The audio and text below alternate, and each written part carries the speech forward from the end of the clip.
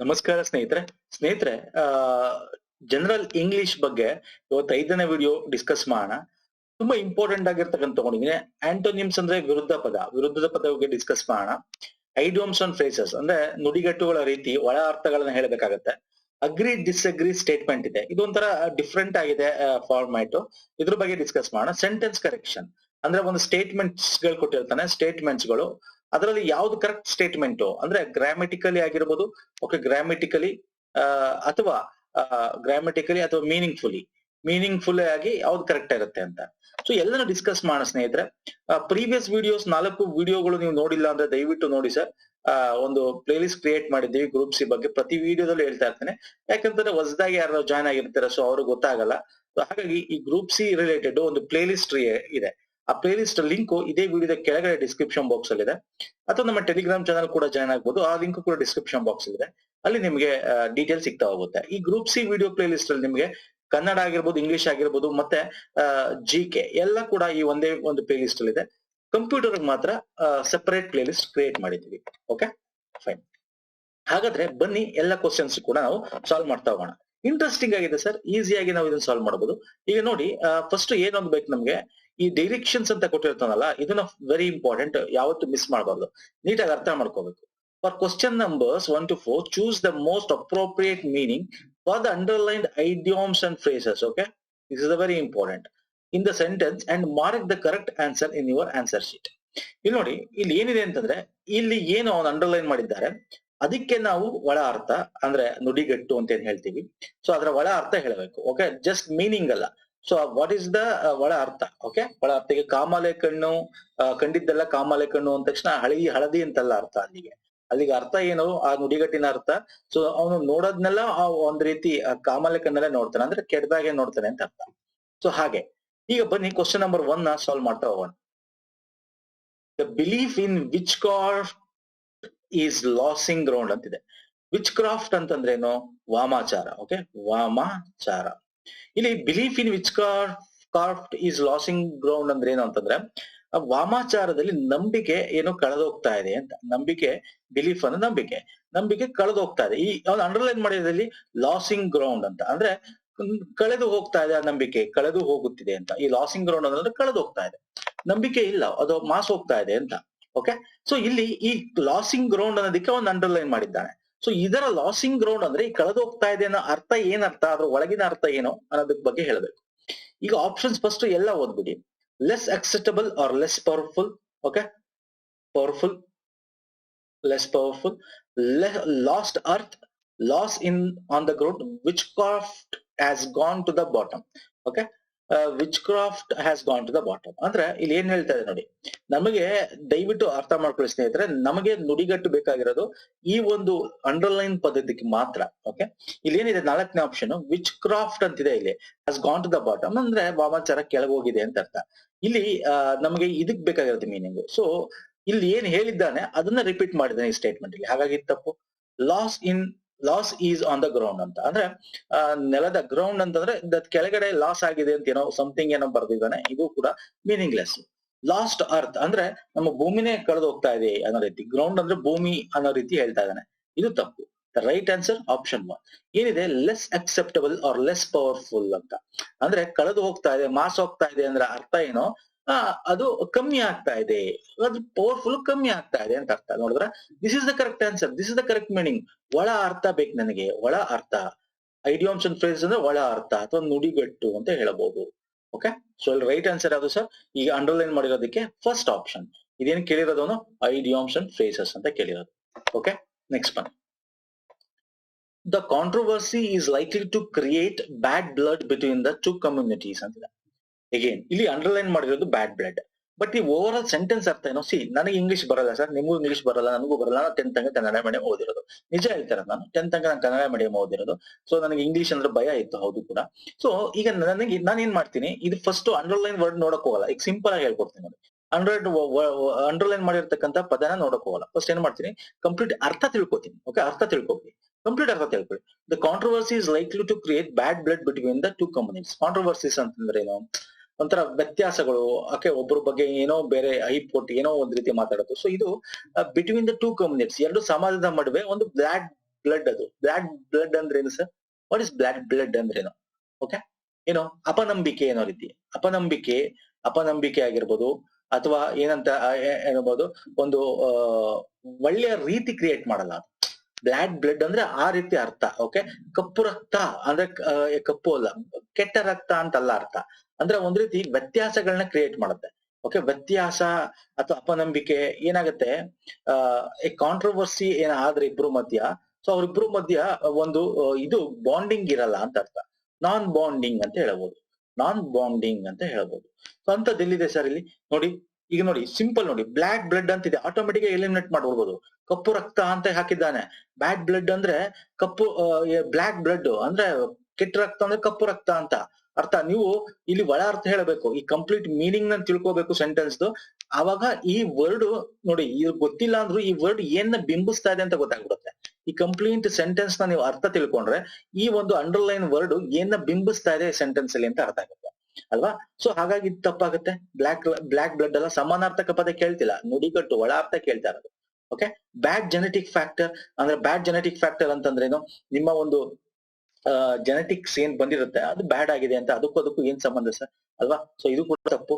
Impure blood ಅಂದ್ರೆ bad blood ಅಂತಂದ್ರೆ ಅದು ಪ್ಯೂರಿಟಿ ಇಲ್ಲ ಅಂತ, ಅದು ಸಮಾನಾರ್ಥಕ ಪದ, ನಾವು ಒಳ ಅರ್ಥ ಬೇಕಾದ್ರೆ ಅಲ್ಲ.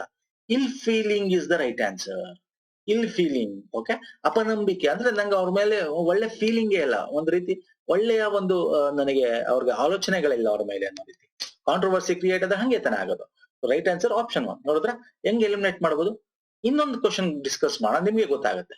ಈಗ ನೋಡಿ ಸರ್, ಈ ಕ್ವಶನ್ ಇದೆ ನನಗೆ, ಇಲ್ಲಿ ಅಂಡರ್ಲೈನ್ ಇದೆ ನೋಡಿ, ಗಿಫ್ಟ್ ಆಫ್ ದ ಗ್ಯಾಬ್ ಅಂತಿದೆ. ನನಗೆ ಗೊತ್ತಿಲ್ಲ sir, gift of the gab ಅಂದ್ರೆ ನನಗೆ ಗೊತ್ತಿಲ್ಲ. ಓಕೆ ಫೈನ್, ಬೇಡ, ಗೊತ್ತಿರೋದ್ ಬೇಕಾಗಿಲ್ಲ. ಈಗ he is not a great lawyer but he has the gift of the gab ಅಂದ್ರೆ, ಈಗ ನನ್ನ ಈ ಸೆಂಟೆನ್ಸ್ ಓದ್ತಾ ಇದೆ, ಅರ್ಥ ಆಗ್ತಾ ಇದೆ.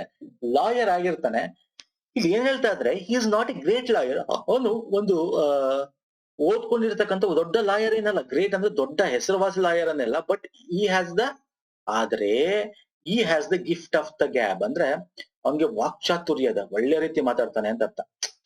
ವಾಕ್ಚಾತುರ್ಯ, ಒಳ್ಳೆ ಮಾತುಗಾರ ಅಂತ ಹೇಳ್ಬೋದು. ಇನ್ನೊಂದ್ಸಲ ಹೇಳ್ಬೋದು, ಒಳ್ಳೆ ಮಾತುಗಾರ ಅಲ್ವಾ. ಲಾಯರ್ ಬೇಕಾಗಿರೋದೇ ತಾನೆ. ಅವನೇ ಗ್ರೇಟ್ ಲಾಯರ್ ಅಲ್ದೋದ್ರು ಒಳ್ಳೆ ಮಾತುಗಾರನಾಗಿದ್ರೆ ಅವ್ನ್ ಗ್ರೇಟ್ ಲಾಯರ್ ಆಗ್ಬೋದು ಮುಂದೆ ಅಲ್ವಾ. ಸೊ ಅಲ್ಲಿಗೆ ಇದಕ್ಕೆ ಒಳ ಅರ್ಥ ಏನಾಯ್ತು ಅಲ್ಲಿ, ಗಿಫ್ಟ್ ಆಫ್ ದ ಗ್ಯಾಬ್ ಅನ್ನೋದಕ್ಕೆ ಗಿಫ್ಟ್ ಆಫ್ ದ ಕ್ಯಾಬ್ ಅಂತ ಕೊಟ್ಬಿಟ್ಟೆ. ಕ್ಯಾಬ್ ಅಂದ್ರೆ ನಾವು ಓಡಿಸೋ ಕ್ಯಾಬ್, ಅದಕ್ಕೂ ಸಂಬಂಧ ಇಲ್ಲ. Talent for speaking, yes this is the right answer. ಅಂದ್ರೆ ಈ ಹ್ಯಾಸ್ ಅ ಟ್ಯಾಲೆಂಟ್, ಮಾತನಾಡ್ತಕ್ಕಂತ ಒಂದು ಒಳ್ಳೆ ಟ್ಯಾಲೆಂಟ್ ಇದೆ, ಇನ್ಬಿಲ್ಟ್ ಟ್ಯಾಲೆಂಟ್ ಇದೆ ಅವನಿಗೆ, ಒಳ್ಳೆ ಮಾತುಗಾರ ಅವನು. ಓಕೆ, ಒಳ್ಳೆ ಮಾತುಗಾರ, ಒಳ್ಳೆ ಮಾತಾಡ್ತಕ್ಕಂತ ಒಂದು ಕೌಶಲ್ಯತೆ ಮಾತ್ರ ಇದೆ ಅಂತ. Yes this is right answer. ಈಗ ನೋಡಿ 3ನೇ 4ನೇ ಓದಿ, got gift from the cab driver ಅಂತಿದೆ ನೋಡಿ. ಕ್ಯಾಬ್ ಅನ್ನೋದಕ್ಕೆ ಕ್ಯಾಬ್ ಅಂತ ನಿಮ್ಗೆ ಗೊತ್ತಾಗಲ್ಲ, ಮಂಕ್ ಮಾಡ್ಬೋಣ ಅಂತ ಏನೋ ಯಾರೋ ಕ್ವಶನ್ ಪೇಪರ್ ಸೆಟ್ ಮಾಡಿರೋನು ಬುದ್ಧಿವಂತ, ಗೊತ್ತಾಗಲ್ಲ ಎಷ್ಟೊಂದ್ ಜನಕ್ಕೆ, ಕನ್ನಡ ಮೀಡಿಯಂ ಓದಿರ್ತಾರೆ, ಗ್ಯಾಬ್ ಬದಲು ಕ್ಯಾಬ್ ಅಂತ ಹಾಕ್ಬೋಣ, ಅವ್ರು ಏನ್ ಅನ್ಕೊಂಡ್ಬಿಡ್ತಾರೆ, ಓಕೆ ಇಲ್ಲಿ ಮೀನಿಂಗು ಗ್ಯಾಬ್ ಅಂತ ಹಾಕ್ಬಿಟ್ಟಿದ್ದಾನೆ, ಕ್ಯಾಬ್ ಅಂತ ಟಿಕ್ ಮಾಡ್ಬಿಡ್ತಾರೆ ಅಂತ ನಮಗೆ ಮಂಕ್ ತಿಂಡೆ ಮಾಡಕ್ ಮಾಡ್ತಾರೆ, ನಾವು ಅವ್ರಿಗೆ ಮಂಕ್ ತಿಂಡೆ ಮಾಡ್ಬೇಕು ಅಲ್ವಾ. ಸೊ ಹಾಗಾಗಿ ಇದು ತಪ್ಪು. ಗಿಫ್ಟ್ ಆಫ್ ರೂಲ್ಸ್ ಅಂದ್ರೆ ಗಿಫ್ಟ್ ಆಫ್ ರೂಲ್ಸ್ ಅದಕ್ಕೂ ಸಂಬಂಧ ಇಲ್ಲ. ಸೊ ರೈಟ್ ಆನ್ಸರ್ ಏನು ಸರ್, ಟ್ಯಾಲೆಂಟ್ ಫಾರ್ ಸ್ಪೀಕಿಂಗ್ ಅಂತ. ಅರ್ಥ ಆಗ್ತಿದೆಲ್ಲ, ಸಿಂಪಲ್ ಆಗಿ ಮಾಡ್ಬೋದು ಸರ್. ನೀವು ಎಕ್ಸಾಮ್ ನಲ್ಲಿ ಏನ್ ಮಾಡ್ಬೇಕು ಅಂದ್ರೆ, ಹಿಂಗೆ ಬರ್ತವೆ ಕ್ವಶನ್ಸ್, ನಮ್ಗೆ ಗೊತ್ತೇ ಇರಲ್ಲ, ಅವ್ರು ಎಲ್ಲಿಂದ ತೆಗಿತಾರೆ ಗೊತ್ತಾ, ಈ ಎಡಿಟೋರಿಯಲ್ಸ್ ಗಳಿರ್ತವೆ, ಎಡಿಟೋರಿಯಲ್ಸ್ ಆ ಟೈಮಲ್ಲಿ ಯಾವ್ದು ಇರುತ್ತೆ, ಸೊ ಎಲ್ಲಿಂದ ಬೇಕಾದ್ರೆ ತೆಗಿಬೋದು, ಅಲ್ಲಿಂದ ತೆಗಿಬೇಕಂತಂದ್ರೆ ಎಲ್ಲಿಂದ ಬೇಕಾದ್ರೆ ತೆಗಿಬೋದು. ಸೊ ತೆಗೆದು ಹಾಕಿದಾಗ ನಮ್ಗೆ ಗೊತ್ತಾಗಲ್ಲ, ಬಟ್ ನಾವು ಬುದ್ಧಿವಂತರಾಗ್ಬೇಕು, ನಾವು ಕಂಪ್ಲೀಟ್ ಮೀನಿಂಗ್ ಅರ್ಥ ಮಾಡ್ಕೋಬೇಕು, ಆಮೇಲೆ ಅಂಡರ್ಲೈನ್ ಮಾಡಿರ್ತಕ್ಕಂಥ ಪದ ಏನ ಸೂಚಿಸ್ತಾ ಇದೆ ಅಂತ ಅರ್ಥ ಮಾಡ್ಕೋಬೇಕು, ಇಷ್ಟೇ ಸಿಂಪಲ್. ಅರ್ಥ ಆಯ್ತಲ್ಲ. ನೆಕ್ಸ್ಟ್ ಬನ್ನಿ.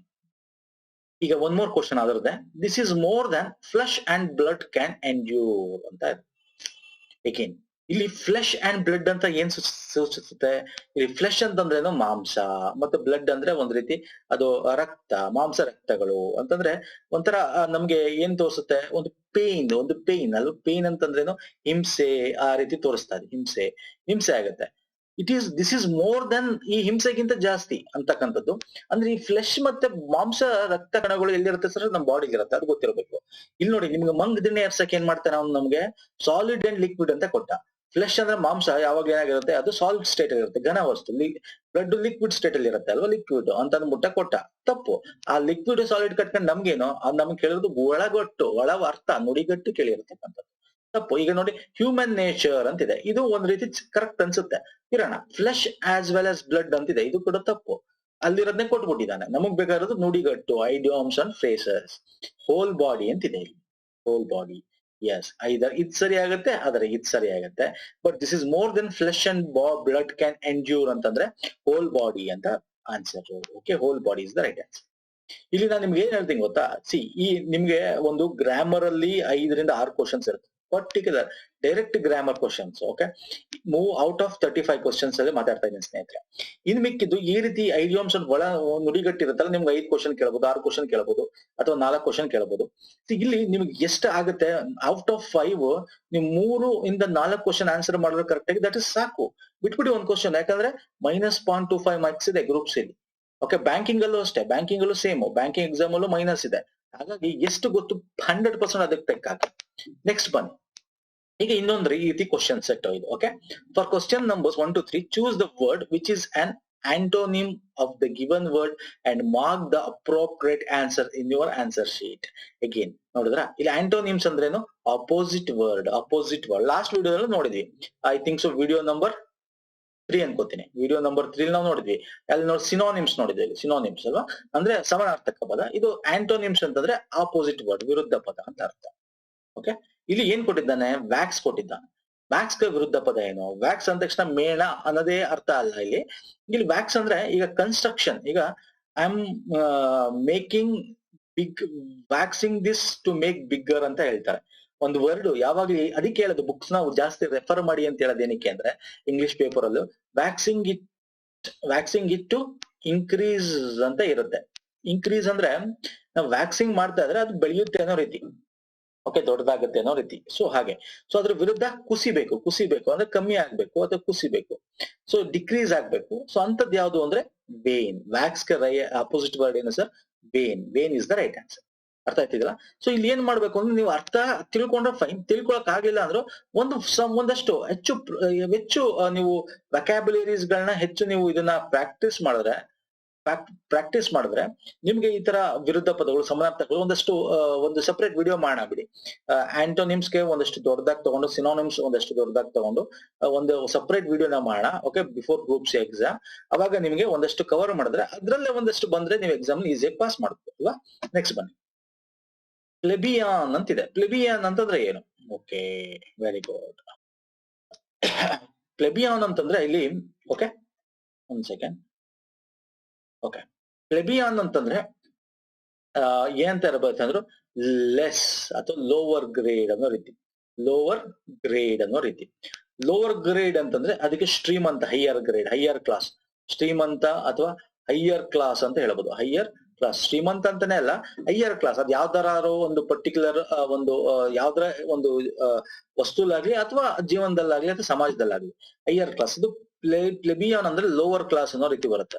ಸೊ ಹೈಯರ್ ಕ್ಲಾಸ್ಗೆ ಯಾವುದು ಇಲ್ಲಿ ರೈಟ್ ಆನ್ಸರ್? ಅರಿಸ್ಟೋಕ್ರಾಟಿಕ್ ಅಂತ ಕರಿತೀವಿ. Aristocratic is right answer. ಅಥವಾ ಇನ್ನೊಂದ್ಸಲ ಏನ್ ಮಾಡ್ತಾರೆ ಗೊತ್ತಾ, ಅರಿಸ್ಟೋಕ್ರಾಟಿಕ್ ಬದಲು ನೊಬೆಲ್ ಅಂತ ಕೊಟ್ಟಿರ್ತಾರೆ. ನೊಬೆಲ್ ಅಂದ್ರೆ ಶ್ರೇಷ್ಠ ಅನ್ನೋ ರೀತಿ. ಓಕೆ, ಇನ್ಸ್ಟೆಡ್ ಆಫ್ ದಿಸ್ ಅವ್ರು ನೊಬೆಲ್ ಅಂತ ಕೊಟ್ಟಿರ್ತಾನೆ ಆಪ್ಷನ್ ಅಲ್ಲಿ. ಸೊ ಇದು ಕೂಡ ಕರೆಕ್ಟ್. ಓಕೆ, ಅಪೋಸಿಟ್ ವರ್ಡ್ ಹೇಳ್ತಾ ಇದ್ದೀನಿ. ಇದು ಲೋವರ್ ಕ್ಲಾಸ್ ಅಂತ ಅಂದ್ರೆ ಕೆಳಗಿನ ಮಟ್ಟ. ಇದು ಹೈ ಅಂತ, ದೊಡ್ಡದು, ಹೈಯರ್ ಕ್ಲಾಸ್ ಅಂತ. ಅರಿಸ್ಟೋಕ್ರಾಟಿಕ್ ಅಥವಾ ನೊಬೆಲ್ ಅಂದ್ರೆ. ಸೊ ಅನ್ಕಲ್ಟಿವೇಟೆಡ್ ಅಂತಂದ್ರೆ ಹೇಗೆ ನೋಡಿ, ಲೋವರ್ ಕ್ಲಾಸ್. ಅನ್ಕಲ್ಟಿವೇಟೆಡ್ ಅಂತಂದ್ರೆ ಅವ್ರಿಗೇನು ಅಂತಾನೆ ಒಂದ್ ರೀತಿ ನಾಗರಿಕತೆನೆ ಜಾಸ್ತಿ ಇಲ್ಲ, ಅವರು ಅನ್ಕಲ್ಟಿವೇಟೆಡ್ ಅನ್ನೋ ರೀತಿ ಬರುತ್ತೆ.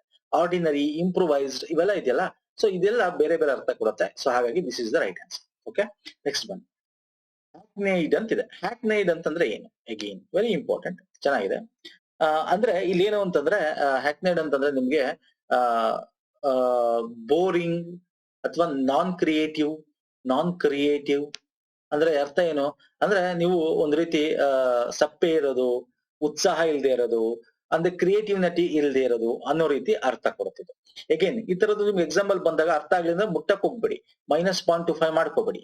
ಓಕೆ, ನಿಮ್ಗೆ 90% ಪ್ಲಸ್ 95% ಗಿಂತ ಹೆಚ್ಚಾಗಿ ನಿಮ್ಗೆ ಇದೇ ಸರಿ ಅನ್ಸಿದಾಗ ಟಿಕ್ ಮಾಡಿ. ಓಕೆ, ಸೊ ಇಲ್ಲಿ ಬೋರಿಂಗ್, ನಾನ್ ಕ್ರಿಯೇಟಿವ್ ಅಂದ್ರೆ ನಾವು ಕ್ರಿಯೇಟಿವ್ ಆಗಿರ್ಬೇಕು ಅಂದ್ರೆ ಅಂತಂದ್ರೆ ಅರ್ಥ ಯಾವ್ದಾಗುತ್ತೆ ಇಲ್ಲಿ ನೋಡಿ, ಇಮ್ಯಾಜಿನೇಟಿವ್ ಅಂತಿದೆ. ಅಂದ್ರೆ ನಾವು ಇಮ್ಯಾಜಿನ್ ಮಾಡ್ತೀವಿ, ಒಳ್ಳೆ ಇಮ್ಯಾಜಿನೇಷನ್ ಮಾಡ್ಕೊಂತೀವಿ. ಸೊ ಕ್ರಿಯೇಟಿವ್ನೆಸ್ ಇದೆ ನಮ್ಮ ಹತ್ರ. This is right answer. ಇವೆಲ್ಲ ಸೇಮ್. ಹ್ಯಾಕ್ನೈಡ್ ಅಂತಂದ್ರೆ ನಾನ್ ಕ್ರಿಯೇಟಿವ್ ಅನ್ನೋ ಪದಗಳೇ ಅರ್ಥ ಕೊಡ್ತೀವಿ ಮೂರು. ಸೊ ಹಾಗಾಗಿ ರೈಟ್ ಆನ್ಸರ್ ಯಾವ್ದು ಸರ್? 4ನೇದು. ಅರ್ಥ ಆಯ್ತಲ್ಲ? ನೆಕ್ಸ್ಟ್ ಬನ್ನಿ ಸರ್, ಅಬ್ಲಿಟ್ರೇಟ್ ಅಂತಿದೆ. ಅಬ್ಲಿಟ್ರೇಟ್ ಅಂತಂದ್ರೆ ಏನು? ಓಕೆ, ಅಬ್ಲಿಟ್ರೇಟ್ ತುಂಬಾ ಚೆನ್ನಾಗಿದೆ. ಇಲ್ಲಿ ಆಪ್ಷನ್ ಫಾರ್ಮುಲೇಟ್ ಇದೆ, ಅನಿಲೇಟ್ ಇದೆ, ಎಕ್ಸ್ಪೋಂಜ್ ಇದೆ, ಡಿಲೀಟ್ ಇದೆ. ಅಂದ್ರೆ ಅಳಸಿ ಹಾಕು. ಓಕೆ, ಒಬ್ಲಿಟ್ರೇಟ್ ಅಂತಂದ್ರೆ ಆ ಕುಸಿಯೋದು. ಕುಸಿಯೋದು ಅನ್ನಕ್ಕಂತ ತೆಗೆದು ಹಾಕುವುದು. ಓಕೆ, ತೆಗೆದು ಹಾಕುವುದು, ತೆಗೆದು ಹಾಕು, ಅಥವಾ ಅಳಸಿ ಹಾಕು ಅಂದ್ರೆ ಒಂದ್ ರೀತಿ ಡೆಸ್ಟ್ರಾಯ್ ಮಾಡೋದು. ಡೆಸ್ಟ್ರಾಯ್ ಮಾಡೋದು. ಓಕೆ, ಒಬ್ಲಿಟ್ರೇಟ್ ಅಂತ. ಈಗ ನೋಡಿ, ಡಿಲೀಟ್ ಅಂದ್ರೆ ಡೆಸ್ಟ್ರಾಯ್, ಎಕ್ಸ್ಪಂಜ್ ಅಂದ್ರೂ ಕೂಡ ನಿಮ್ಗೆ ಅದು ಅದೇ ಮೀನಿಂಗ್ ಕೊಡುತ್ತೆ. ಅನಿಲೇಟ್ ಅಂದ್ರೂ ಕೂಡ ನಿಮ್ಗೆ ಏನಾಗುತ್ತೆ, ಅಳಸಾಕು, ತೊಡೆದು ಹಾಕು ಅನ್ನೋ ರೀತಿ ಕೊಡುತ್ತೆ. ತೊಡೆದು ಹಾಕು ಅಂತ. ಸೊ ಫಾರ್ಮುಲೇಟ್ ಅಂತಂದ್ರೆ ಕನ್ಸ್ಟ್ರಕ್ಟ್ ಮಾಡಿ. ಫಾರ್ಮುಲೇಟ್ ಅಂದ್ರೆ ಅದನ್ನ ವಾಪಸ್ ಕನ್ಸ್ಟ್ರಕ್ಟ್ ಮಾಡಿ ಅನ್ನೋ ರೀತಿ. ಓಕೆ, ಡೆಸ್ಟ್ರಾಯ್ ಮಾಡಿರೋದನ್ನ ಕನ್ಸ್ಟ್ರಕ್ಟ್ ಮಾಡಿ ಅಂದ್ರೆ ವಾಪಸ್ ಏನ್ ಮಾಡ್ತೀರಾ, ಮರುಜೋಡಣೆ ಮಾಡಿ ಅನ್ನೋ ರೀತಿ ಬರುತ್ತೆ. ಮರುಜೋಡಣೆ ಅಥವಾ ಜೋಡಣೆ ಅಂತ ಬರುತ್ತೆ. ಮರುಜೋಡಣೆ ಅಲ್ಲ, ಜೋಡಣೆ ಅನ್ನೋ ರೀತಿ ಬರುತ್ತೆ. ಫಾರ್ಮುಲೇಟ್ ಮಾಡಿ, ಕನ್ಸ್ಟ್ರಕ್ಟ್ ಮಾಡಿ. ಸೊ ಆಪೋಸಿಟ್ ವರ್ಡ್ ಕೇಳಿರೋದ್ರಿಂದ the right answer formulate. Okay, obliterate ಅಂದ್ರೆ ರೈಟ್ ಆನ್ಸರ್ ಫಾರ್ಮುಲೇಟ್. ಅರ್ಥ ಆಯ್ತಲ್ಲ? ನೆಕ್ಸ್ಟ್ ಬನ್ನಿ. This is also very interesting sir. ಚೆನ್ನಾಗಿದೆ ನೋಡಿ. ಇಲ್ಲಿ ಏನಿದೆ ಅಂದ್ರೆ ಸೆಂಟೆನ್ಸ್ ಕರೆಕ್ಷನ್ ಇದೆ. Okay, each of the question correction ಅನ್ನಕ್ಕಿಂತ ರೈಟ್ ಸೆಂಟೆನ್ಸ್ ನ ಹೇಳಬೇಕು ಅಥವಾ ರೈಟ್ ಸ್ಟೇಟ್ಮೆಂಟ್ ನ ಹೇಳಬೇಕು. 1, 2, 3 has 4 sentence in the form of 4 options. You have to identify the most appropriate sentence out of them and mark the corresponding answers in your answer sheet ಅಂತಿದೆ. Okay, ಇಲ್ಲಿ 4 sentence ಇದೆ sir. ಇದು ನಿಮಗೆ ನಾನು ಹೇಳಿದ್ನಲ್ಲ starting, ನಿಮ್ಗೆ ಇಲ್ಲಿ ಏನಾಗಿರ್ಬೇಕು, ಗ್ರಾಮೆಟಿಕಲಿ ಸರಿ ಇರಬೇಕು. ಗ್ರಾಮೆಟಿಕಲಿ. ಓಕೆ, ಗ್ರಾಮೆಟ್ ಗೊತ್ತಿಲ್ಲ ಸರ್ ನನಗೆ, ಬೇಡ ಸರ್. ನೀವು ಓದಿದಾಗ ನಿಮ್ಗೆ ಗೊತ್ತಾಗುತ್ತೆ. ಒಂದು ನಿಮ್ಗೆ 6 ಸೆನ್ಸ್ ಹೇಳುತ್ತೆ ಇದೆ ಸರಿ ಅಂತ. ಹಂಗಂತ ಎಲ್ಲಾನು ಅದನ್ನೇ ಫಾಲೋ ಮಾಡಿ ಅಂತ ಹೇಳ್ತಾ ಇಲ್ಲ, ಎಲ್ಲ ಒಂದೊಂದು ಕ್ವಶನ್ ಅಲ್ಲಿ. ಓಕೆ, ಅಥವಾ ಮೀನಿಂಗ್ಫುಲ್ ಆಗಿರ್ಬೇಕು ಸರ್. ಇದು ಹೆಂಗ್ ಗೊತ್ತಾಗುತ್ತೆ ಸರ್? ಅದಕ್ಕೆ ಹೆಚ್ಚು ರೀಡಿಂಗ್ ಮಾಡಿ. ತುಂಬಾ ಜನ ಏನ್ ಗೊತ್ತಾ ಸರ್, ಗ್ರಾಮರೇ ಗೊತ್ತಿರಲ್ಲ. ಈಗ ನೀವು UK US ಅಲ್ಲಿ ಇರ್ತಾರೆ, ಎಲ್ಲ ನಿಮ್ಗೆ ಅಲ್ಲಿ ಓದ್ಕೊಂಡೇ ಇದಾರೆ ಅಂತಲ್ಲ, ಓದಿಲ್ದವರು ಅನಕ್ಷರಸ್ಥ ಇರ್ತಾರೆ. ಹಾಗಂತ ಅವರು ಮಾತಾಡೋದು ಇಂಗ್ಲಿಷ್, ಅವ್ರ ಮದರ್ ಟಂಗ್ ಇಂಗ್ಲಿಷ್ ಇರುತ್ತೆ. ಸೊ ಇಂಗ್ಲಿಷ್ ಇದ್ದಾಗ ಏನಾಗುತ್ತೆ ಸರ್, ಅವ್ರ ಆಡೋ ಭಾಷೆ ಇಂಗ್ಲಿಷ್. ಈಗ ನಮ್ಮ ಕನ್ನಡ ಹೆಂಗೆ ಆಡೋ ಭಾಷೆ, ನಾವು ವ್ಯಾಕರಣ ಓದ್ಕೊಂಡಿದ್ದೋದ್ರು ಕನ್ನಡ ಚೆನ್ನಾಗಿ ಮಾತಾಡ್ತೀವಿ, ಗೊತ್ತಿದೆ. ಹಂಗೆ ಇದು ಕೂಡ ಅಷ್ಟೇ. ನೀವು ಹೆಚ್ಚು ಪ್ರಾಕ್ಟೀಸ್ ಮಾಡಿದಷ್ಟು ಸರ್, ಹೆಚ್ಚು ನೀವು ಓದಿದಷ್ಟು ನಿಮಗೆ ಏನಾಗುತ್ತೆ, ಗೊತ್ತಾಗ್ಬಿಡುತ್ತೆ. ಈಗ ಫಾರ್ ಎಕ್ಸಾಂಪಲ್ ಈ 4 ಸ್ಟೇಟ್ಮೆಂಟ್ ಓದೋಣ first. He is gifted with a talent for painting ಅಂತಿದೆ. ಅಂದ್ರೆ ಅವ್ನಿಗೆ ಚಿತ್ರ ಬಿಡ್ಸಕ್ಕೆ ಅವ್ನಿಗೆ ಒಂಥರ ಟ್ಯಾಲೆಂಟ್ ಗಿಫ್ಟ್ ಆಗಿ ಬಂದಿದೆ ಅವನಿಗೆ ಅಂತ. Okay, he is gifted in a talent for painting ಅಂತಿದೆ. He is gifted for a talent for painting ಅಂತಿದೆ. He is gifted under a talent for painting. ನೋಡಿ, ಅಂಡರ್ ಎ ಟ್ಯಾಲೆಂಟ್ ಅಂತ ಯಾವ್ದಾರ ಇರುತ್ತಾ? ಇರಕ್ ಚಾನ್ಸ್ ಇಲ್ಲ. Gifted for a talent for painting. ನೋಡಿ, for a ಇಲ್ಲೇ ಗೊತ್ತಾಗ್ಬಿಡುತ್ತೆ. For a talent, for a ಅಂತ ಬರುತ್ತಾ? ಆಕ್ಚುಲಿ ಫಾರ್ ಯಾವಾಗ ಯೂಸ್ ಮಾಡ್ತೀವಿ, ಅಂಡರ್ ಯಾವಾಗ ಯೂಸ್ ಮಾಡ್ತೀವಿ, ಇನ್ ಯಾವಾಗ ಯೂಸ್ ಮಾಡ್ತೀವಿ ಅಂತ ನಿಮ್ಗೆ ಗ್ರಾಮರ್ ಅಲ್ಲಿ ಗೊತ್ತಿರಬೇಕು. ಓಕೆ, ಸೊ ಅಂಡರ್ ಯಾವಾಗ ಯೂಸ್ ಮಾಡ್ತೀವಿ. ಓಕೆ, ಮತ್ತೆ ನಾವ್ ಇನ್ನೇನೋ ಬರುತ್ತೆ. ಅಪಾನ್ ಯಾವಾಗ ಯೂಸ್ ಮಾಡ್ತೀವಿ. ಓಕೆ, ಮತ್ತೆ ವರ್ಟಿಕಲ್ ಅಂತ ಯಾವಾಗ ಯೂಸ್ ಮಾಡ್ತೀವಿ. ಸೊ ಇವೆಲ್ಲ ಮೇನ್ ವರ್ಬ್ಸ್ ಗಳು ನಿಮ್ಗೆ ಗೊತ್ತಿರಬೇಕು ಇಲ್ಲಿ. ಸೊ ಇಲ್ಲಿ is gifted in a talent ಅಂತಿದೆ. ಆಕ್ಚುಲಿ ಇನ್ ಅಂತಂದ್ರೆ ಸರ್ ಒಳಗಿನ ಗಿಫ್ಟೆಡ್ ಒಳಗೆ ಟ್ಯಾಲೆಂಟ್ ಅಂತ ಇರುತ್ತಲ್ಲ, ಇಲ್ಲ, ನಮ್ಗೆ ಏನೋ ಒಂದು ಟ್ಯಾಲೆಂಟ್ ನನಗೆ ಜೊತೆಗೆ ಬಂದಿದೆ ಅನ್ನೋ ರೀತಿ ಹೇಳಬೇಕು. Okay, so with is the right answer. ಇಲ್ಲಿ ನಾನು ತುಂಬಾ ಗ್ರಾಮೆಟಿಕಲಿ ಹೋಗ್ತಾ ಇಲ್ಲ. ಈಗ ಗ್ರಾಮೆಟಿಕಲಿ ಹೋದ್ರೆ ಏನಾಗುತ್ತೆ, ಇಲ್ಲಿ ಮೋಸ್ಟ್ ಆಫ್ ದ ಪೀಪಲ್ ನಿಮ್ಗೆ ಗ್ರಾಮರ್ ಓದಿಲ್ಲ. ಓಕೆ, ನನಗೆ ಗೊತ್ತಿದೆ, ಕನ್ನಡ ಮೀಡಿಯಂ ಓದಿರ್ತೀರಾ. ಸೊ ಇಲ್ಲಿ 60 to 70% ಗ್ರಾಮರ್ ಗೊತ್ತಿಲ್ಲ ಅಂತಂದಾಗ ಇಲ್ಲಿ ನಾನು ಗ್ರಾಮರ್ ಎಕ್ಸ್ಪ್ಲೇನ್ ಮಾಡಕ್ ಹೋದ್ರೆ ಏನಾಗುತ್ತೆ, ನಿಮ್ಗೆ ಕನ್ಫ್ಯೂಸ್ ಆಗುತ್ತೆ. ಅದಕ್ಕೆ ನಾನು ಹೆಂಗೆ ನಿಮ್ಗೆ ಕ್ವಶನ್ ಪೇಪರ್ ನ ಎಕ್ಸಾಮಿನೇಷನ್ ಗ್ರಾಮರ್ ಗೊತ್ತಿಲ್ಲದೆ ಸಾಲ್ವ್ ಮಾಡೋದಂತ. ಗ್ರಾಮರ್ ಕಲ್ತ್ಕೊಳ್ಳಿ, ಬೇಡ ಅನ್ನಲ್ಲ. ಬಟ್ ಈ ತರ ಕ್ವಶನ್ಸ್ ಗೆ ನಮಗೆ ಗ್ರಾಮರ್ ಬೇಕಾಗಲ್ಲ ಸರ್. ಇನ್ ಯಾವಾಗ ಯೂಸ್ ಮಾಡ್ತೀವಿ, ಫಾರ್ ಯಾವಾಗ ಯೂಸ್ ಮಾಡ್ತೀವಿ ಗೊತ್ತು ಬೇಕಾಗುತ್ತೆ. ಬಟ್ ಇಲ್ಲಿ ಸೆಂಟೆನ್ಸ್ ಓದ ತಕ್ಷಣ ಗೊತ್ತಾಗ್ಬಿಡುತ್ತೆ. Is gifted with a talent for painting is the right answer ಅಂತ. ಓಕೆ, ನಮ್ಗೆ ಟ್ಯಾಲೆಂಟ್ ಪೇಂಟ್ ಮಾಡೋದು ನಮ್ ಜೊತೆಗೆ ಬಂದಿದೆ ಮೊದ್ಲಿಂದನೂ ಅಂತ. ಗಿಫ್ಟೆಡ್. ಓಕೆ, ನಮ್ಗೆ ಅದು ಮೊದ್ಲೇ ದೇವ್ರು ನಮ್ಗೆ ಕೊಟ್ಟಿರ್ತಕ್ಕಂಥ ಒಂದು ವರ ಅದು ಅಲ್ವಾ, ಬಂದಿದೆ ಮೊದ್ಲಿಂದ ನನ್ನ ಟ್ಯಾಲೆಂಟ್ ಇದೆ ನನಗೆ ಅಂತ. So with is the right answer ಇಲ್ಲಿ. Okay, so 1 option correct. ನೋಡೋಣ, ಇನ್ನೊಂದ್ 2-3 ಕ್ವಶನ್ ಸಾಲ್ವ್ ಮಾಡಿ, ನಿಮ್ಗೆ ಗೊತ್ತಾಗುತ್ತೆ.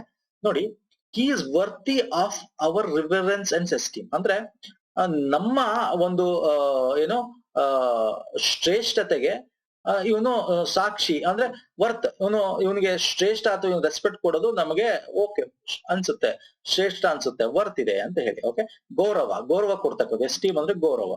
ಓಕೆ, ಗೌರವ ಕೊಡ್ತಕ್ಕಂಥದ್ದು ಓಕೆ ಅಂತ ಅನ್ಸ್ತಾ ಇದೆ ಅಂತ ಹೇಳ್ತಾ ಇದ್ದಾರೆ. He is worthy in our reference and esteem ಅಂತಿದೆ. ನೋಡಿ, ಇನ್ ಇದೆ, ಇಲ್ಲಿ ಆಫ್ ಇದೆ.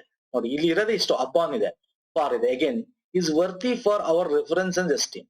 ಇಲ್ಲಿ ಅಪಾನ್ ಯಾವಾಗ ಬರುತ್ತೆ, ಅಪಾನ್ ಬಂದಾಗ ಯಾವಾಗ ಅಂತಂದ್ರೆ ನಮಗೆ ಯಾವ್ದಾದ್ರು ಒಂದಿರುತ್ತೆ ಅದ್ರ ಮೇಲೆ ಕೂರ್ಸ್ಬೇಕಂದ್ರೆ ಅಪಾನ್ ಅಂತ ಹೇಳ್ತೀವಿ. ಸೊ ಹಾಗಾಗಿ ಇದು ತಪ್ಪು. ಇನ್ is worthy in our reference, ನಮ್ಮ ಒಳಗಿನ ಅದು ಬರಕ್ ಚಾನ್ಸೇ ಇಲ್ಲ. ಇಲ್ಲ ಇದಾಗ್ಬೇಕು, ಇಲ್ಲ ಇದಾಗ್ಬೇಕು. ಸರ್ ಇಲ್ಲಿ ಅಗೇನ್ ನಾನು ಗ್ರಾಮರ್ ಹೇಳಕ್ ಹೋಗಲ್ಲ. ಇಲ್ಲಿ ನಾವು ಓದ್ ತಕ್ಷಣ ಗೊತ್ತಾಗುತ್ತೆ is worthy of hour reference ಅಂದ್ರೆ ನಮ್ಮ ಆಫ್ ಅಂದ್ರೆ ನಮ್ಮ ಈಸ್ ವರ್ತಿ ಆಫ್ ನಮ್ಮ ಒಂದು ಗೌರವಕ್ಕೆ ಅವನು ಏನು ಹೊಣೆ ಅಥವಾ ಗೌರವಕ್ಕೆ ಅವನು ಶ್ರೇಷ್ಠ ಅನ್ನೋ ರೀತಿ ಹೇಳ್ತಾ ಇರ್ತಕ್ಕಂಥದ್ದು. ನಮ್ಮ ಗೌರವಕ್ಕೆ ಅವನು ಏನೋ ಪ್ರಸ್ತುತವಾಗಿ ಅವನು ಓಕೆ ಅಂತ ಹೇಳ್ತಕ್ಕಂಥದ್ದು. So this is the right answer. ಅರ್ಥ ಆಯ್ತಲ್ಲ? ನೆಕ್ಸ್ಟ್ ಬನ್ನಿ. ಇಗೇನ್ ಇಲ್ಲಿ ನೋಡಿ, neither the principal or the lecturer were present at the meeting ಅಂತ. ಅಂದ್ರೆ ಪ್ರಿನ್ಸಿಪಲ್ ಇಲ್ಲಿ ನೋಡಿ, ಇಲ್ಲಿ ಫಸ್ಟ್ ಇಂಪಾರ್ಟೆಂಟ್ ಏನ್ ತಿಳ್ಕೊಬೇಕು ಅಂದ್ರೆ ಇಲ್ಲಿ ನೈದರ್ ಇದೆ, ಇಲ್ಲಿ ಆರ್ ಇದೆ. ತಪ್ಪು ಇದು. ಯಾವಾಗ್ಲೂ ಐದರ್ ಆರ್ ಅಂತ ಬರುತ್ತೆ. ಐದರ್ ಆರ್ ಅಥವಾ ಅದು ಅಥವಾ ಇದು ಅಂತ. ಐದರ್ ಆರ್ ಅಂತ ಅದು ಅಥವಾ ಇದು ಅನ್ನೋ ರೀತಿ. ಓಕೆ, ಅಥವಾ ಇದು ಅನ್ನೋ ರೀತಿ. ಇಲ್ಲಿ ನೈದರ್ ಅಂತಿದ್ದಾಗ ಅದು ಅಲ್ಲ ಅಂದಾಗ ಇದು ಅಂತ ಬರಲ್ಲ. ಅದು ಅಲ್ಲ, ನೈದರ್ ಅಂದ್ರೆ ಅದು ಅಲ್ಲ ಇದು ಅಲ್ಲ ಅನ್ನೋ ರೀತಿ ಬರ್ಬೇಕು, ಕೇಳಬೇಕು ನಾವು. ಈಗ ನೈದರ್ ಅಂದ್ರೆ ನೈದರ್ ಅಂತ ಬಂದಾಗ ನಾರ್ ಅಂತ ಬರ್ಬೇಕು. ಓಕೆ, ನೈದರ್ಗೆ ನಾರ್ ಬರ್ಬೇಕು. ಸೊ ಇಲ್ಲಿ ಎಲ್ಲಿದೆ ಸರ್ ನೈದರ್? ಇಲ್ಲಿ ನೈದರ್ ಇದೆ, ನಾರ್ ಇದೆ. ಓಕೆ, ಇಲ್ಲಿ ನೈದರ್ ಇದೆ, ನಾರ್ ಇದೆ. ಓಕೆ, ಇಲ್ಲಿ neither the principal nor the lecturers have present ಅಂತಿದೆ. ಇಲ್ಲಿ ನೋಡಿ ಹ್ಯಾವ್ ಇದೆ. ಸೊ ಹ್ಯಾವ್ ಆಕ್ಚುಲಿ ನಾವು ಯೂಶಲಿ ಪ್ಲೂರಲ್ ಯೂಸ್ ಮಾಡ್ತೀವಿ. Fine, okay, we have they ಅಂತ ಬಂದಾಗ ಯೂಸ್ ಮಾಡ್ತೀವಿ. ಸೊ ಹಾಗಾಗಿ ದಿಸ್ ಇಸ್ ರಾಂಗ್ ಆಗುತ್ತೆ.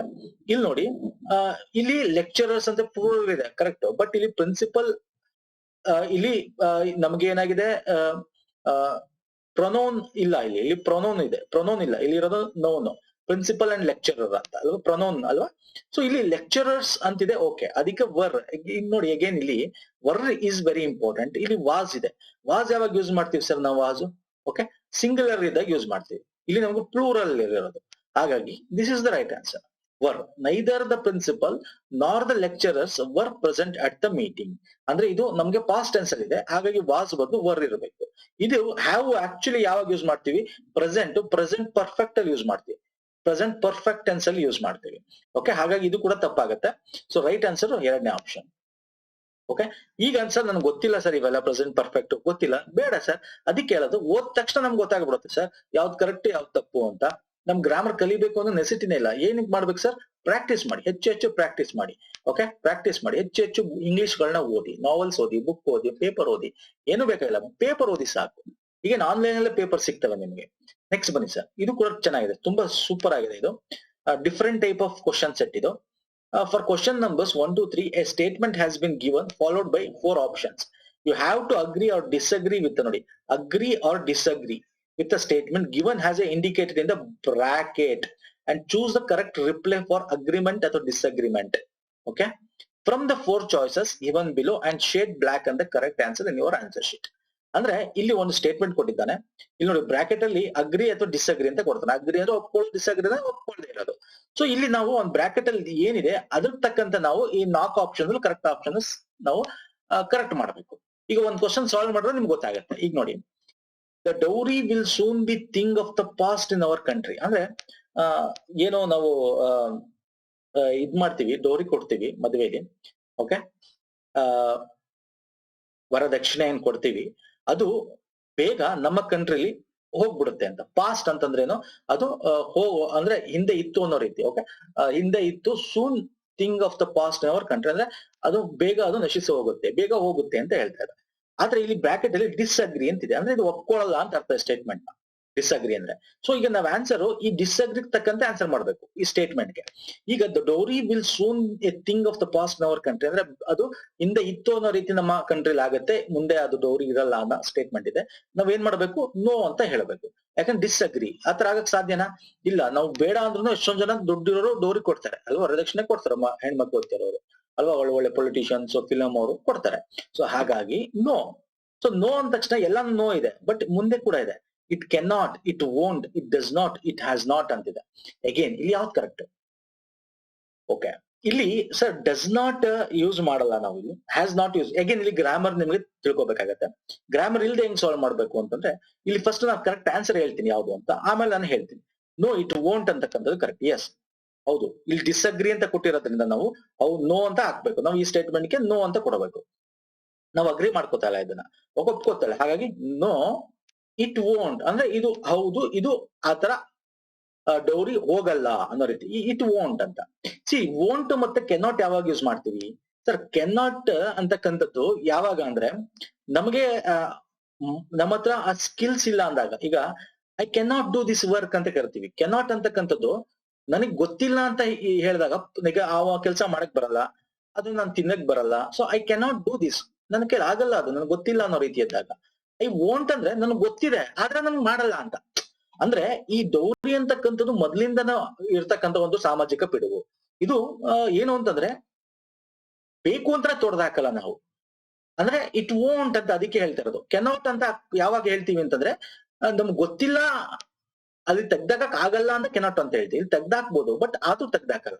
ಸೊ ಅದಕ್ಕೆ ಇಟ್ ವೋಂಟ್ ಅಂತ ಹೇಳೋದು. ಅಂದ್ರೆ ನೋ ಇಟ್ ವೋಂಟ್ ಅಂತ ಹೇಳ್ತಕ್ಕಂಥದ್ದು. So this is the right answer. ಅರ್ಥ ಆಯ್ತಲ್ವಾ? ಈಗ ನೋಡಿ, ಈಗ ಕನ್ಫ್ಯೂಸ್ ಬೇಡ. ಈಗ ನೆಕ್ಸ್ಟ್ ಕ್ವಶನ್ ತಗೋತೀನಿ, ಇನ್ನೂ ಕ್ಲೀನ್ ಆಗಿ ಅರ್ಥ ಆಗುತ್ತೆ ನಿಮಗೆ. It injures the girl's self-respect, puts her family to great financial strains, and debases the man's attitude towards his wife. ಇಲ್ಲಿ ಅಗ್ರಿ ಕೊಟ್ಟಿದ್ದಾನೆ, ಒಪ್ಕೊಳ್ತೀನಿ ಅಂತ ಕೊಟ್ಟಿದ್ದಾನೆ. ನೋಡಿ, ಈ ಸ್ಟೇಟ್ಮೆಂಟ್ ಕಂಟಿನ್ಯೂ ಸ್ಟೇಟ್ಮೆಂಟ್. ಆಕ್ಚುಲಿ ಇಲ್ಲಿ ಏನ್ ಹೇಳ್ತಾನೆ ಅಂದ್ರೆ, ಈ ತರ ಡೌರಿ ತಗೊಳ್ಳೋದ್ರಿಂದ ಏನಾಗುತ್ತೆ ಅಂದ್ರೆ ಗರ್ಲ್ಸ್ ಸೆಲ್ಫ್ ರೆಸ್ಪೆಕ್ಟ್, ಆ ಹುಡುಗಿಯ ಸೆಲ್ಫ್ ರೆಸ್ಪೆಕ್ಟ್ ಏನಿದೆ ಅದು, ಮತ್ತೆ ಅವಳ ಫ್ಯಾಮಿಲಿ, ಆ ಹುಡುಗಿಯ ಫ್ಯಾಮಿಲಿಗೆ ಗ್ರೇಟ್ ಫೈನಾನ್ಷಿಯಲ್ ಸ್ಟ್ರೈನ್ ಅಂಡ್ ಡಿಬೇಸಸ್ ಆಗತ್ತೆ. ಅಂದ್ರೆ ಅವ್ರಿಗೆ ಆರ್ಥಿಕವಾಗಿ ಅವ್ರಿಗೆ ತುಂಬಾ ತೊಂದರೆ ಆಗುತ್ತೆ, ಸ್ಟ್ರೆಸ್ ಅಂದ್ರೆ ಆರ್ಥಿಕವಾಗಿ ತುಂಬಾ ಏನ್ ಕಷ್ಟ ಪಡ್ಬೇಕಾಗತ್ತೆ. ಆ ಹುಡುಗಿಯ ಸೆಲ್ಫ್ ರೆಸ್ಪೆಕ್ಟ್ ಅದು ಧಕ್ಕೆ ತರುತ್ತೆ. So the man attitude towards his wife, ಅಂದ್ರೆ ಇದು ಏನ್ ತೋರಿಸುತ್ತೆ ಅಂದ್ರೆ, ಈ ತರ ನಾವು ಡೌರಿ ತಗೊಳ್ಳೋದ್ರಿಂದ ಆ ಹುಡುಗನ ಒಂದು ಆಟಿಟ್ಯೂಡ್ ಟುವರ್ಡ್ಸ್ ಹಿಸ್ ವೈಫ್, ಅಂದ್ರೆ ಅವನ ವೈಫ್ ನ ಬಗ್ಗೆ ಇರ್ತಕ್ಕಂಥ ಒಂದು ಮನೋಭಾವ, ಅವನಿಗಿರ್ತಕ್ಕಂಥ ಒಂದು ಆಟಿಟ್ಯೂಡ್ ತೋರಿಸುತ್ತೆ ಅಂತ ಹೇಳ್ತಾರೆ ಸೆಂಟೆನ್ಸ್. ಎಸ್ ಅಗ್ರಿ ಅಂತ ಅವನೇ ಕೊಟ್ಬಿಟ್ಟಿದ್ದಾನೆ. ಹೌದು ಅಗ್ರಿ ಅಂದ್ರೆ ಎಸ್ ಅಂತ ಹಾಕ್ಬೇಕು ನಾವು, ಡಿಸ್ಅಗ್ರಿ ಇಲ್ಲ, ಎಸ್ ಅಂತ ಹಾಕ್ಬೇಕು. ಬಟ್ ಎಸ್ ಆದ್ಮೇಲೆ ಏನು? It does, it is, it has, it cannot. It cannot ಆಗಕ್ ಸಾಧ್ಯನೇ ಇಲ್ಲ. ಇಟ್ ಹ್ಯಾಸ್ ಅಗೇನ್ ಇದು ಬರಕ್ ಸಾಧ್ಯ ಇಲ್ಲ. ಎಸ್ ಇಟ್ ಡಸ್ ಆಗ್ಬೇಕು ಅಥವಾ ಇಟ್ ಈಸ್ ಆಗ್ಬೇಕು. ಆಕ್ಚುಲಿ ನಾವು ರೈಟ್ ಆನ್ಸರ್ ಯಾವ್ದು ಗೊತ್ತಾ? ಎಸ್ ಇಟ್ ಡಸ್ ಅಂತ ಹೇಳ್ಬೇಕು. Yes it does. ಯಾಕೆ ಎಸ್ ಇಟ್ ಡಸ್ ಅಂದ್ರೆ ಇಲ್ಲಿ ನಮಗೆ ಮೂರನೇ ಪಾರ್ಟಿ ಬಗ್ಗೆ ಮಾತಾಡ್ತಾ ಇದೀವಿ. Third party, first party, third party ಅಂತ ನಾವು ಒಂದು 6 ಗ್ರಾಮರ್ ಮಾಡಿದೀನಿ ಸ್ನೇಹಿತರೆ. ಇನ್ನು ಮಾಡ್ತೀನಿ ಮುಂದೆ. ಓಕೆ, ಟೈಮ್ ಸಿಗ್ತಲ್ಲ ಮಾಡ್ತೀನಿ, ಡೋಂಟ್ ವರಿ. ಗ್ರೂಪ್ ಸಿ ಮುಗಿಸಲು ಇನ್ನೊಂದು 4-5 ಅಥವಾ ಒಂದು 6 ವಿಡಿಯೋಸ್ ಬರುತ್ತೆ ಗ್ರಾಮರ್ಗೆ, ಎಸ್ಪೆಷಲಿ ಚಾಪ್ಟರ್ ವೈಸ್ ಗ್ರಾಮರ್ಗೆ. ಓಕೆ, ಅದ್ರ ಸಪರೇಟ್ ಪ್ಲೇ ಲಿಸ್ಟ್ ಇದೆ. ಅಲ್ಲಿ ನಾನು ಹೇಳಿದ್ದೀನಿ ಡಸ್ ಯಾವಾಗ ಬರುತ್ತೆ ನೋಡಿ. ಇಟ್ ಈಸ್ ಅಂತ ನಾವು ಯಾವಾಗ ಯೂಸ್ ಮಾಡ್ತೀವಿ ಅಂತಂದ್ರೆ, ಪರ್ಟಿಕ್ಯುಲರ್ ಆಗಿ ನಾವು ಏನ್ ಮಾಡ್ತೀವಿ, ಇದು ಅಂತ ಹೇಳ್ಬೇಕಾದ್ರೆ. ಇಟ್ ಡಸ್ ಅಂತಂದ್ರೆ ಥರ್ಡ್ ಪಾರ್ಟಿಗೆ, ಮೂರನೇ ಈಗ ನಾವು ಮಾತಾಡ್ತಾ ಇರೋದು ಮೂರನೇವ್ರ ಬಗ್ಗೆ ಅಲ್ವಾ, ಥರ್ಡ್ ಪಾರ್ಟಿ ಇದು. ಸೊ ಹಾಗಾಗಿ ಎಸ್ ಇಟ್ ಡಸ್ ಅಂತ ಹೇಳ್ಬೇಕು ನಾವು. ಓಕೆ, ಸೊ ಒಂದನೇ option is the right answer. Next ಬನ್ನಿ. What about parents, politicians and officials, should they also behave properly? ಇಲ್ಲಿ ನೋಡಿ ಅಗೇನ್ ಅಗ್ರಿ ಕೊಟ್ಟಿದ್ದ ನಾವು. ಸರ್ ಇವೆಲ್ಲ ಗ್ರೂಪ್ಸ್ ಇಲ್ಲಿ ಬಂದಿರತಕ್ಕಂಥ ಕ್ವಶನ್, ಈ ಕ್ವಶನ್ಸ್ ಎಲ್ಲ ಗ್ರೂಪ್ಸ್ ಇಲ್ಲಿ ಬಂದಿರತಕ್ಕಂಥದ್ದು. ಈಗ ನೋಡಿ ಇದೇನ್ ಮೀನಿಂಗ್ ಅಂದ್ರೆ, ಕಂಟಿನ್ಯೂ ಇದೇ ಒಂದು ಡೌರಿ ಬಗ್ಗೆ ಕಂಟಿನ್ಯೂ ಮಾಡಿದ್ದಾನೆ. What about parents, politicians and officials, should they also behave properly? ಅಂದ್ರೆ ಅವರು ಕೂಡ ಏನೋ ಪೇರೆಂಟ್ಸ್ ಮತ್ತೆ ಪೊಲಿಟಿಷಿಯನ್ಸ್, ಅಫಿಷಿಯಲ್ಸ್ ಕತೆ ಏನ್ ಹಾಗಾದ್ರೆ ಅವರು ಕರೆಕ್ಟ್ ಆಗಿ ಪ್ರಾಪರ್ ಆಗಿ ಬಿಹೇವ್ ಮಾಡ್ಬೇಕಾ ಅಂತ ಕೇಳಿದ್ದಾನೆ. ಹೌದು, ಅವರು ಪ್ರಾಪರ್ ಆಗಿ ಬಿಹೇವ್ ಮಾಡ್ಬೇಕು, ಅವ್ರಿಗೆ ಸೆಲ್ಫ್ ರೆಸ್ಪೆಕ್ಟ್ ಕೊಡ್ಬೇಕು ಹುಡುಗಿಗೆ ಡೌರಿ ಅನ್ನೋ ರೀತಿ. ಓಕೆ, ಎಸ್ ಅಗ್ರಿ ಅಂತ ಕೊಟ್ಟಿದ್ದೀನಿ, ಎಸ್ ಅಂತ ಹಾಕ್ಬೇಕು. ಎಸ್ ಹಾಕ್ಬಿಟ್ಟು ಮುಂದೆ ಏನು ನೋ ಅಂತಿದೆ, ಚಾನ್ಸೇ ಇಲ್ಲ. ಈ 3 ಎಸ್ ಅಂತಿದೆ, ಎಸ್. ಇಲ್ಲಿ ಎಸ್ ಆಗ್ಬಿಟ್ಟು ದೇ ಕ್ಯಾನ್ ಅಂತಿದೆ, as they can, they must, they should ಅಂತಿದೆ.